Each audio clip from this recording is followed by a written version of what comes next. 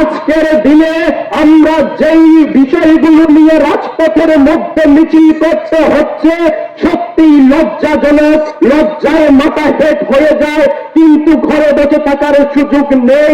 মা বোনেরা আজকে যখন নিরাপত্তাহীনতায় ভুগছে, আমাদের তখন কর্তব্য হয়ে দাঁড়ায় তার বিরুদ্ধে প্রতিবাদে সোচ্চার হয়ে রাজপথে নামার।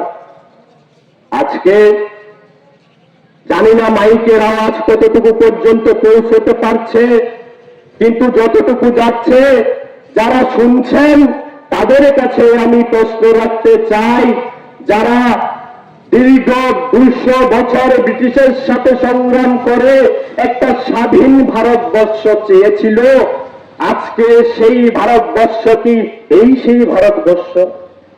এই ভারতবর্ষের জন্য আমাদের স্বাধীনতা সংগ্রামীরা রক্ত দিয়েছিল, ফাঁসির মঞ্চে দাঁড়িয়ে গিয়েছিল, হাসতে হাসতে নিজের জীবনটাকে দিয়ে দিয়েছিল। আজকে ৭২ বৎসর পর আমাদের দেশের মাতৃশক্তি এখনো নির্যাতিত, নিপীড়িত।